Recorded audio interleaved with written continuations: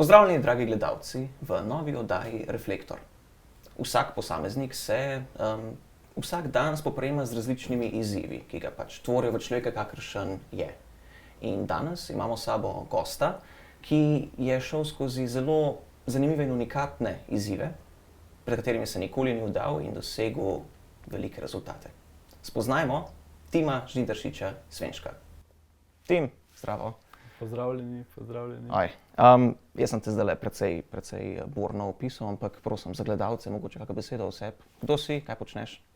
Sem Tim Žnidaršič Svenšek, star sem 19 let, prihajam iz Notranjske, v bistvu kraj Stari Trg pri Ložu in star sem 19 let. Super. Gledalci so najbrž zdaj že opazili, Tim, na tebi je nekaj posebnega, mogoče kakšna beseda o tem? Ko sem bil majhen, pač v bistvu še preden sem se rodil, sem se pač... Kako bi rekel? Rodil sem se z drugačnimi rokami, zdravniki temu pravijo anomalija rok. Anomalija rok, okej. In ko so starši probali raziskovati, zakaj je do tega prišlo, niso mogli ugotoviti. In vedno pač želeli so ugotoviti, zakaj do tega pride, da ne bi tudi do drugih prišlo. Na svetu nas je trenutno 7, ampak vsak ima drugačno obliko. Naprimer, gospod iz Amerike ima naprimer večji prst in naprimer, jaz sem pa edini, ki ima skoraj oba podobna. Razumem. To je najbrž neka genetski zapis pri rojstvu prišel, kako? Ja. Okej. Ampak kljub temu te pa to ni ustavilo, da si se specializiral v enem dotičnem športu, če prav razumem. Trenutno sem se odločil za šport paraplavanja, s katerim se ukvarjam že naslednje leto bo 6 let. In jaz bi rekel, paraplavanje je meni najlepši šport, zaradi tega, ker tam razgibaš svoje telo, razgibaš vse, tudi vse mišice delajo. Štekam, ja. In tudi voda te sprosti. Razumem. Kako je sploh prišlo do tega, da si začel plavati? Ja, do plavanja je prišel čisto po naključju, zato ker sem imel gospo psihologinjo Svetlano na centru Risoča, kjer je bila tudi gostitev parašportnikov, ki so prišli iz tekmovanja in so prinesli v bistvu predstaviti svoje življenjske zgodbe, svoje medalje pokazati. In me je Svetlana v bistvu poslala, da bi si pogledal to predstavitev. In potem sem si to predstavitev pogledal in me je trenerka, pač v bistvu gospa, ki je zdaj moja trenerka, mi je dala kontakt od drugega trenerja, na katerem sem se zmenil, sem prišel na prvi trening plavanja in sem baje tako dobro odplaval, da me je kar prijavila na državno prvenstvo. Hudo, no. Ampak s plavanjem si pa najbolj začel že kaj prej, pri kakih letih si dejansko že začel plavati? Ja, v bistvu splaval sem pri 4 letih. 4 letih? Pri 4 letih sem splaval, ko me je oči me je v bistvu nahecal, da so pozabila rokavčke v stanovanju. Okej. In potem je rekel, ali greva nazaj hoditi, ker je bilo pol ure hoje, ali greva pa na bazen, pa pač me bo navadil plavati. In potem sem se navadil v bistvu lebdeti na vodi, tako da v bistvu moraš ti vodi zaupati. Mrtvak ali? Ja, mrtvak, ja. In nato sem pa naslednji dan začel še z nogami brcati in potem sem se naučil v bistvu plavati hrbtno. Hudo.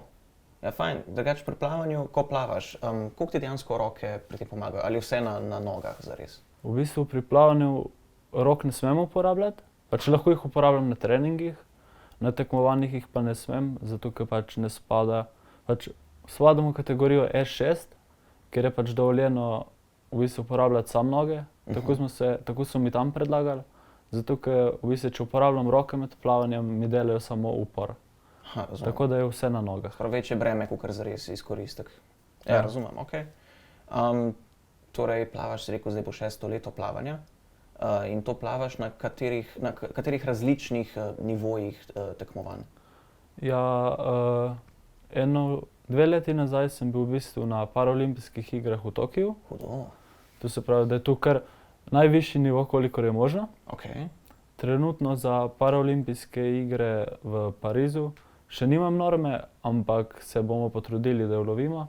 Če pa ne bo šlo, me pa čaka v bistvu Evropsko prvenstvo na Madeiri, ker se bom pač tudi potrudil, da bomo čim boljši rezultat naredili ali pa celo prišli na stopničke.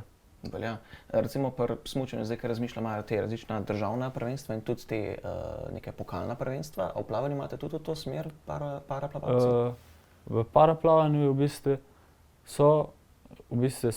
je poteka tudi svetovna serija, so pa tudi, na primer, vsaka država ima svoje državno prvenstvo, pol so tudi mednarodna tekmovanja, ampak v bistvu ni istega, da bi se razbirale, na primer, točke z vseh tekem, pa da so pol, na primer, tekme za pokale. Ampak je v bistvu vsaka tekma posebej in se tudi pač zaključi.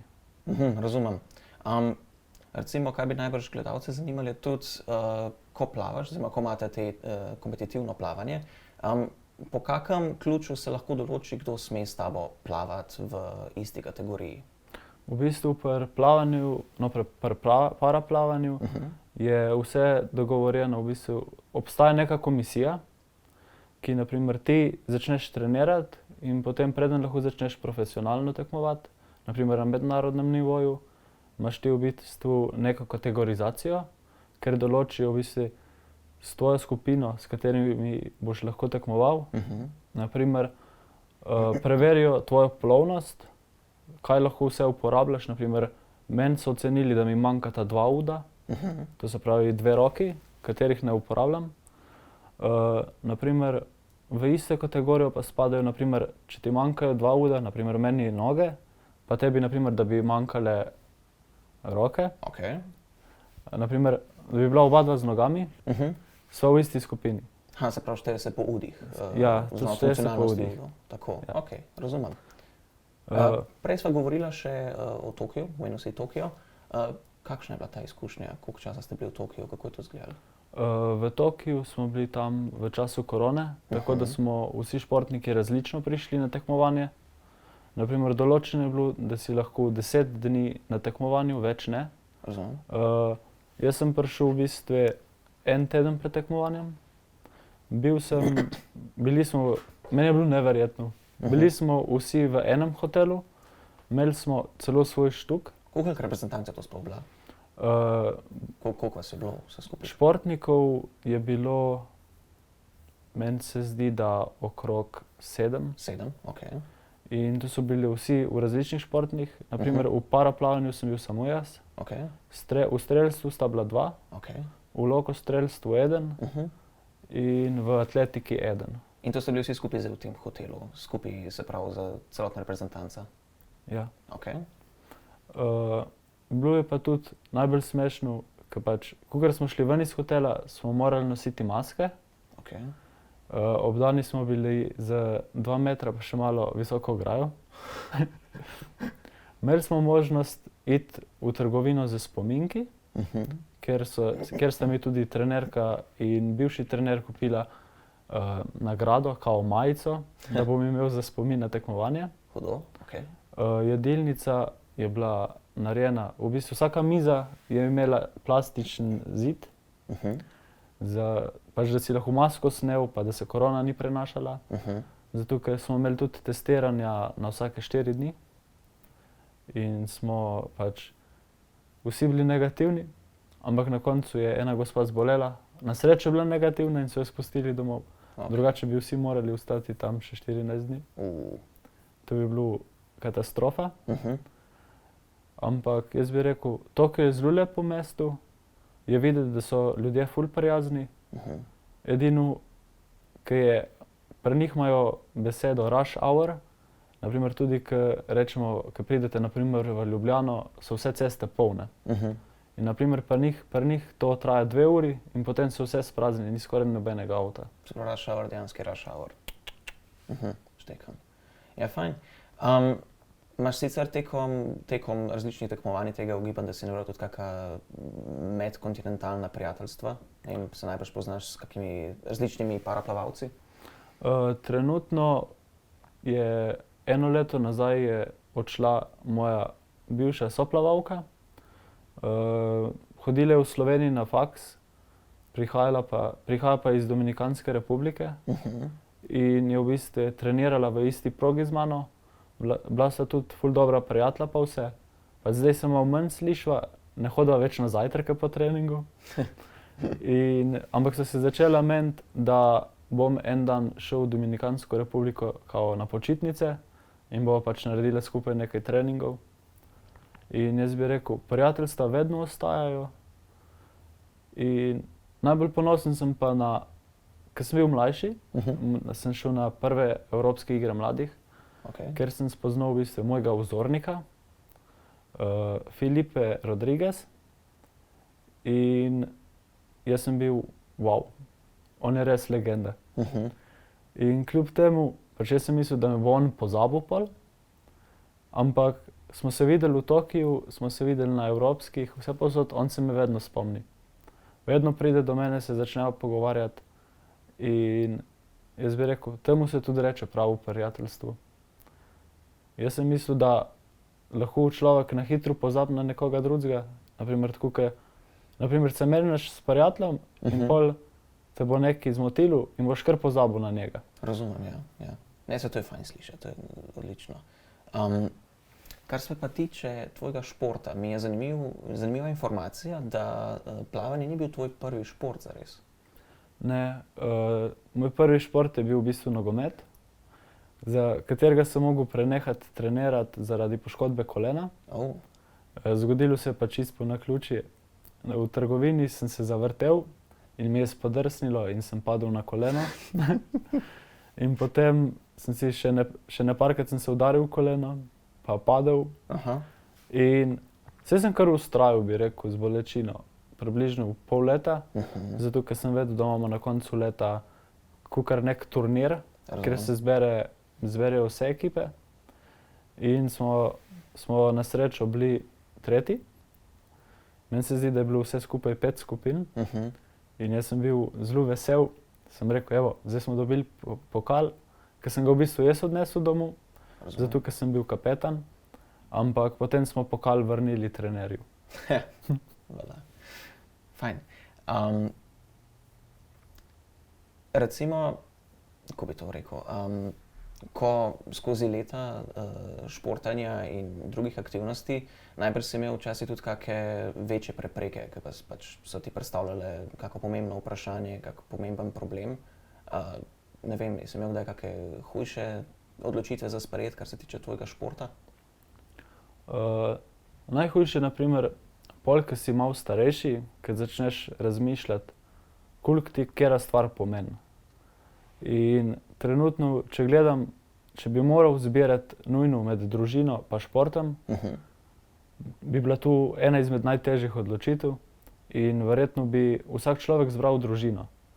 In tudi jaz bi izbral družino, ampak problem je pri ljudeh, ki so od majhnega športniki, da so oni odvisni od športa. Šport postane njihova družina po svoje. Ja, po svoje postane njihova družina in tudi pač so odvisni od športa. Še vedno se ti lahko športom ukvarjaš, na primer, da si za družino, ampak ni isto, kot če treniraš profesionalno ali pa če treniraš res na višjem nivoju. Razumem. Kolikrat tedensko pa ti trenutno potem treniraš kot profesionalen paraplavalec?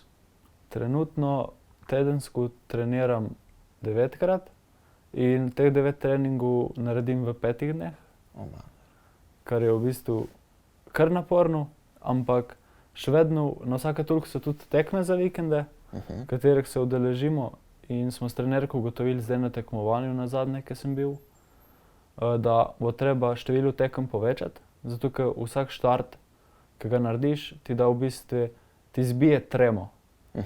Ti pokaže, na primer, kako boš sebe spravil na višji nivo in se tudi pač lažje pripravljaš pol za naslednje tekme. Razumem. In pač meni je všeč trenirati. Pač je res, da se moram vsak dan vstati ob 4 zjutraj, da grem na avtobus, ker je Ljubljana kar daleč. Ampak meni to ni problem, zato ker vem, da če ne bom jaz nekaj naredil za svoje telo, potem noben ne bo. Treniraš zdaj, kot sem že prej povedala, zdaj je 5. leto oziroma prihaja proti 6. Kako pa si v času srednje šole, opravil si srednjo tehnično šolo v Ljubljani, kako si takrat balansiral šport in šolo? Kako to izgleda tvoj povprečen dan sploh? Ja, Tu bi rekel, moj povprečen dan je izgledal, da sem imel zjutraj ob 6 ali pa ob 7 trening in po trening je trajal približno 1 uro, 1 uro pa pol. Razumem. In potem sem imel 2-krat na tedensko še fitness, 2 ure, še 1 uro fitnessa in sem v šolo prišel okrog 11.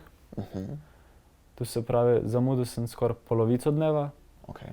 Vsak dan sem zamudil najmanj 1 uro, kar nobenemu profesorju ni bilo všeč. To se pravi, da več ali manj sem šprical šolo, ampak sem imel upravičen razlog. Za šolo sem bil tudi pač dogovorjen, da imam upravičeno tukaj zamujam, ampak največji problem je bil, da nisem dobil zapiskov od sošolcev, niti od profesorjev, ker sošolci so rekli, da nimajo časa ali pa da pozabijo. Se razume, ja. Ampak, kakor sem zasledil, nobeden si ni zapisoval v zvezke. In ni čudno potem, da niso morali dati zapiskov. Ja. Sem pa vesel, da sem končno končal srednjo šolo, zato ker je zelo težko uskladiti šolo, treninge, čas zase. In se moram res, naprimer, je bil velik problem se odpovedati eni stvari. Ja, razumem, ja. Naprimer, trener, ki sem imel v bistvu športnega trenerja, mi je svetoval, da naj grem več med ljudi, zato ker mi je manjkalo v bistvu socialnega razvoja. Razumem. Ker je rekel, da sem se začel zapirati vase in igrati igrice. Namesto da bi šel z prijatelji na kavo, pa naprimer, da bi bil z vrstniki, sem se vedno družil z starejšimi ali pa mlajšimi. In to je tisto, kar me je pol spodbudilo, da sem začel naprimer se odpovedovati igrati igric. Ampak zdaj, ko sem v bistvu končal srednjo šolo, imam tudi čas za igrice in pač tudi čas za družino.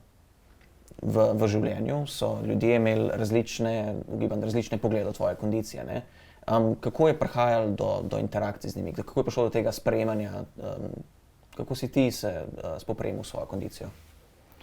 Ja, največji problem je bil, ko si šel naprimer po ulici in je nekdo začel mami, lej, 2 prsta.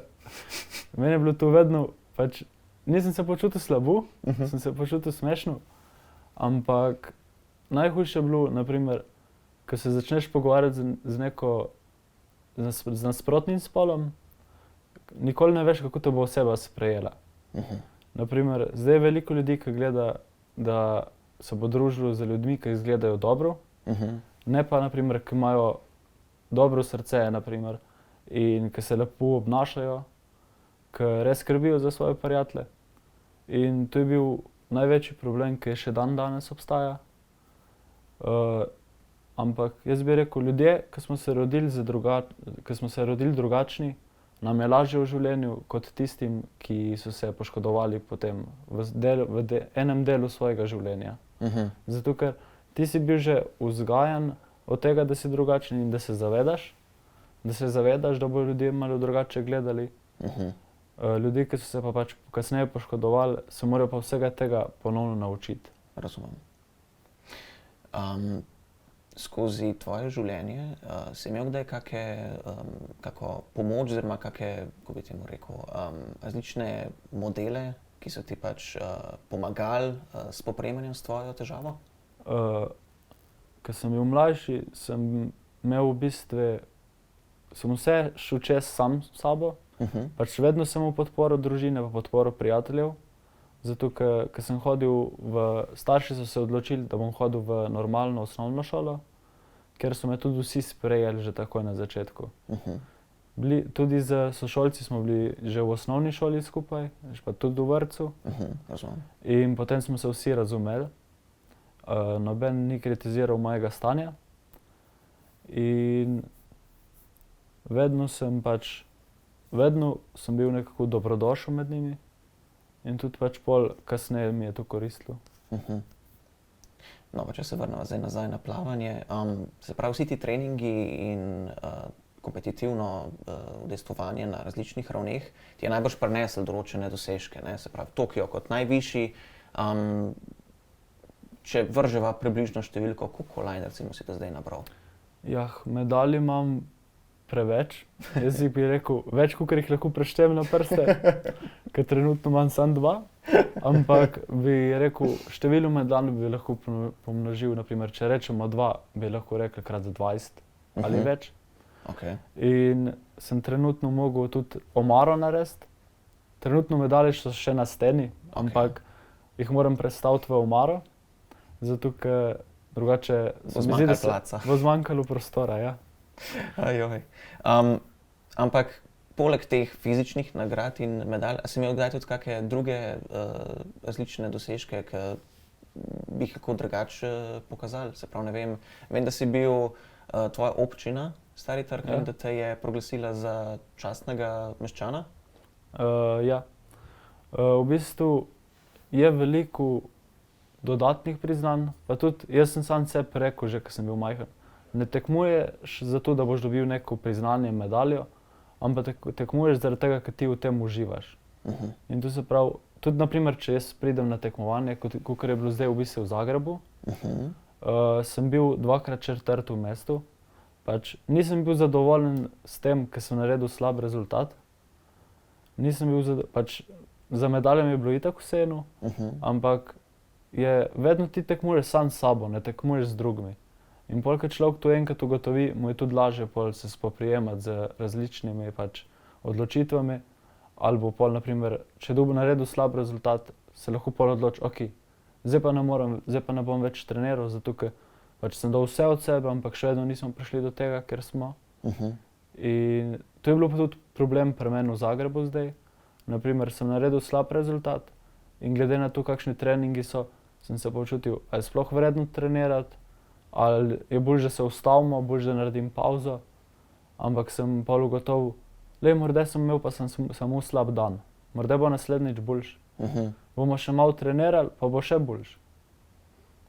Če recimo danes tole oddajo gleda en majhen otrok, ki si želi enkrat dneva postati nekdo kot si ti, biti na teh dosežkih, imeti te nivoje, biti tak profesionalen športnik, kaj bi bil tvoj glavni nasvet oziroma neka misel, ki bi mu lahko pomagala skozi proces? Ja, moja misel je, da če te nekaj veseli, moraš pač pri tem vztrajati, pač ne smeš se ustaviti. Tudi starši, naprimer, če ti starši nekega športa ne pustijo, moraš se pač z njimi pogovoriti in tudi pač povedati, da ti šport veliko pomeni, naprimer, če se z njim že ukvarjaš že od davno. In naprimer, če imaš pač problem z ocenami v šoli, si poišči pomoč, zato ker naprimer, tudi da ti bo pol boljše v šoli šlo, te bojo starši več pustili.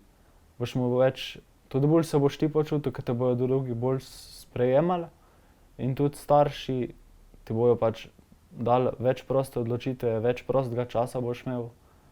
In tako je tudi meni pol uspelo v življenju. Zato, ker sem se pogovoril s starši, našli smo neko skupno pot, tako da sem lahko treniral, lahko sem bil v šoli, lahko sem bil s prijatelji, ampak še vedno je treba tudi upoštevati starše. Hvala ti. Kaj pa, kar se tiče tvojega prostega časa? Kako izgleda sploh tvoj prosti čas, kolikor ga pač imaš? Glede na to, da imaš pač 2-krat na dan praktično treninge in čez vikende tekme.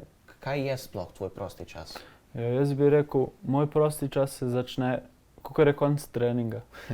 To se pravi, ponavadi se zjutraj ob 4 vstanem in potem imam avtobus ob 4:40, da pridem ob 6:50 v Ljubljano. Ob 7 imam trening.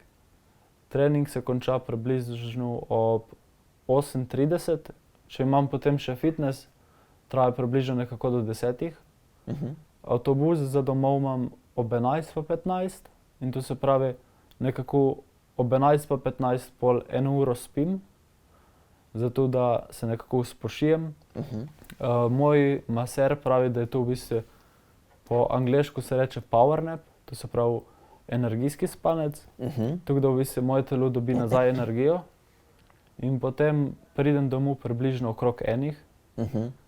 Ob 2 imam kosilo in moje najljubše kosilo je piščanec Pariž. No, ob 3 imam pa že avtobus za nazaj v Ljubljano, da pridem ob 5 v Ljubljano, ker imam trening ob 6. In trening ob 6 se konča ob približno 7:10, 7:20 In pol si vedno želim, da bi ujel na avtobus 7:45, zato da sem ob 9 že doma, drugače pridem pa okrog 11, 10. Razumem. Pa v tem svojem prostem času imaš možnost voziti kak koniček, se pravi, kakršnakoli sprostitev, kar se tega tiče? Ja, v prostem času, v bistvu v tistem času, ko sem doma, ker res ali ker nimam kosila, ali ne spim, v bistvu igram igrice s prijatelji. Trenutno igramo Call of Duty Warzone 2 in je ful zanimivo, zato ker vsi so proti napravam pa proti igricam, ampak jaz bi rekel, za mlade je to kakor da nekam grejo, da grejo nekam stran, da se umaknejo od vseh stvari in pač uživajo. In tudi, na primer, tako sem se jaz angleščino dodatno navadil in na primer v osnovni šoli sem imel 2, v srednji šoli sem imel skoraj zaključeno 5. Za pol točke na testu mi je zmanjkalo, da bi imel zaključeno 5. In tudi zdaj, na primer, en teden nazaj sem spoznal v igrici enega Francoza in sva zdaj zelo dobra prijatelja in me je tudi francoščino začel učiti. In skoraj eno leto imam pa že prijatelja z Nemčije in se je odločil, da bo prihodnje leto prišel v Slovenijo, da se bomo spoznali pa da mu bom Slovenijo pokazal. Super. In jaz bi rekel, prijatelje lahko spoznaš vse povsod, ampak tiste prave so že od rojstva s tabo.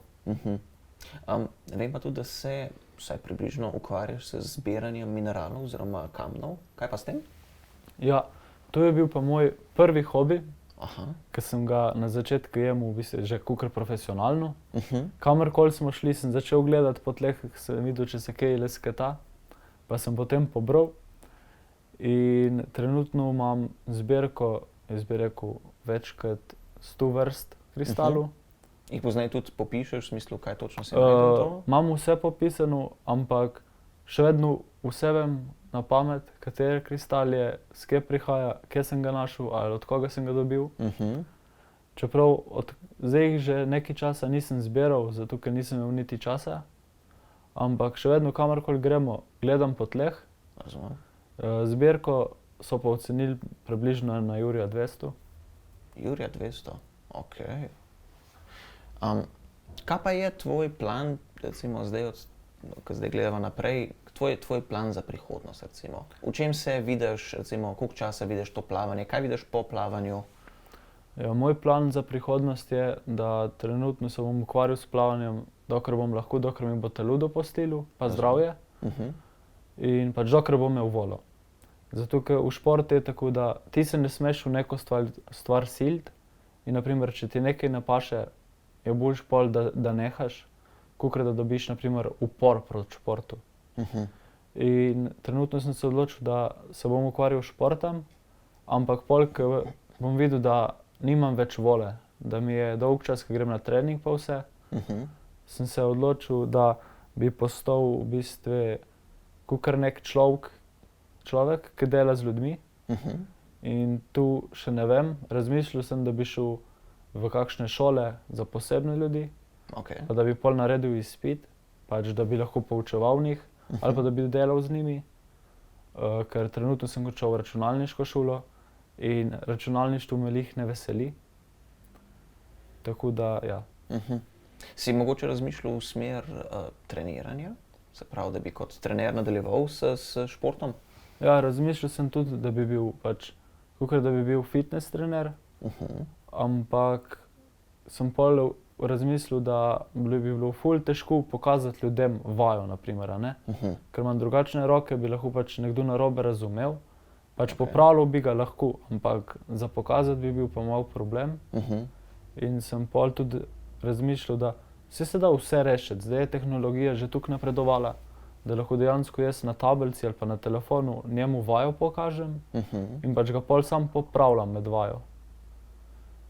In sem rekel, pač staršem smo se menili, da naj našparam, zato ker se da v bistvu tudi brez da greš na faks v bistvu postati osebni trener, ampak je treba pač plačati licenco. In treba tudi se pol izobraziti vsem, in kar pa ni toliko poceni. razumem. In so starši rekli, da ne našparam in pač lahko postanem karkoli hočem. Ugibam, da si v življenju sicer zelo samostojen. Imaš rad, da sam narediš stvari. Včasih, ne vem, kolikokrat ljudje imajo občutek, da bi ti rabili pomagati, pa dejansko to ni potrebno. Ja, v bistvu najbolj smešno je bilo, ko sem bil prvi letnik, pa sem po Ljubljani hodil in sem imel odvezane čevlje. Čevlju si še zdaj ne morem zavezati, ampak ponavadi, če vidim, da imam odvezane čevlje, si dam sam vezalke noter in pač pol itak noga ti zdrsne not. Razumem, ja. In je bilo najbolj smešno, ko sem jim modilil na trening in mi je bilo vseeno za vezalke, jaz sem sam hodil.